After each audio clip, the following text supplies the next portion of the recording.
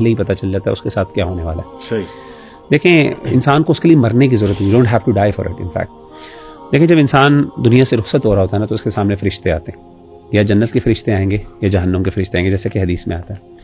اگر جنت کے فرشتے آ گئے انسان کو فوراً پتہ چل, انسان کے دو مسئلے بڑے حل ہوتے ہیں. ایک مسئلہ حل ہوتا ہے کہ اس کو پیچھے کا ڈر ختم ہو جاتا ہے, یعنی پیچھے کا نہیں بلکہ میں کہوں گا آگے کا ڈر ختم ہو جاتا ہے. آگے کا ڈر ختم ہو جاتا ہے کیونکہ فرشتے آ کے ان الذین قالوا ربنا اللہ ثم استقاموا تتنزل علیہم الملائکۃ الا تخافوا ولا تحزنوا وابشروا بالجنہ. وہ جنت کا وہ بتاتے ہیں, وہ کہتے ہیں تمہارا رب تمہارے لیے راضی ہے. اللہ تعالیٰ کے بارے میں, رحمت کے بارے میں بتاتے ہیں تو انسان بڑا خوش ہو کے کہتا ہے کہ میری موت جلدی نکلے. وہ جاتا ہے میں جلدی اس دنیا سے رخصت ہو جاؤں. اس وقت اس کو اپنا پیچھے جو گھر چھوڑنے کا غم ہے وہ بھی جو ہے نا ہلکا ہو جاتا ہے. اور جیسے کہ حدیث میں آتا ہے اس کی وجہ سے اس کی موت کی تکلیف بھی کئی اعتبار سے کم ہو جاتی ہے. اس کی روح فوراً نکل جاتی ہے, یعنی تکلیف ہوتی ہے لیکن وہ زیادہ پرولونگ نہیں ہوتی, جلدی نکل جاتی ہے جان اس کی, بالکل ایسے جیسے کہ اسموتھلی.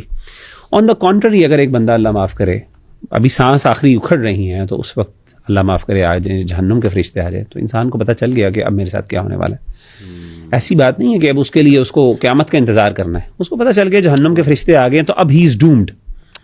اگرچہ اس میں ہوپ ہے, اگر انسان مومن ہے تو ایک وقت آئے گا کہ جہنم میں انسان اللہ جنت میں بھی لے جائیں گے, لیکن there is a long period of time جس کے اندر پنشمنٹ بھی, جس میں اللہ معاف کرے پتہ نہیں کیا کیا اس کے ساتھ ہونے والا ہے.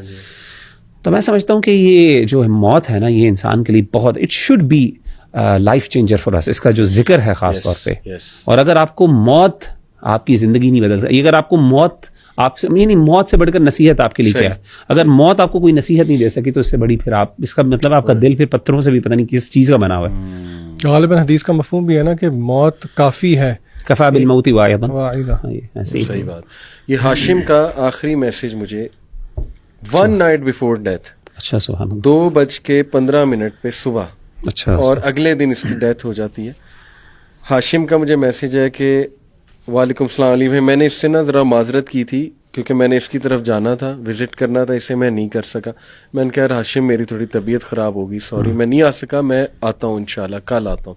اس نے کہا وعلیکم السلام علی بھائی, اللہ ہم سب کے لیے آسانیاں پیدا کریں. I will definitely remember you in my prayers. That's it. یہ اس کا لاسٹ میسج ہے. اور اس کے بعد میں نے آمین کہا, دل بنایا, اور پھر مجھے نیکسٹ ڈے پتہ لگا ہے فوت ہو گیا. تو میں نے میسج کیا بردر آر یو دیئر, لیکن نو رپلائی, اور پھر ہم جنازے پہ گئے. اس کا ایک اور جملہ مغیرہ بڑا مشہور ہوا ہے میڈیا کے سامنے. اس نے ماشاءاللہ ایک انٹرویو میں کہا, آئی تھنک اس سما ٹی وی کا تھا انٹرویو, اس نے کہا کہ میں روزانہ موت کو تکیے کے نیچے رکھ کے سوتا ہوں. اللہ, یعنی دس از دی امپیکٹ اور this is my condition right now. And he said I have become brave, الحمدللہ. اللہ سبحانہ و تعالیٰ نے مجھے تسکین دے دی ہے, سکینت دے دی ہے.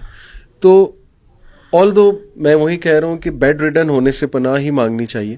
اللہ تعالیٰ صحت مندی ہو تو بندے کو کچھ موقع بھی دے دے, اور یہ کہ بلا بھی لے اپنے وہاں, لیکن یہ کہ کچھ موقع مل جائے تو وہ جیسے آپ نے کہا کہ بڑی ایک اچھی بات ہے. میں اسی کانٹیکسٹ میں اپنی خالہ کا بتانا چاہوں گا.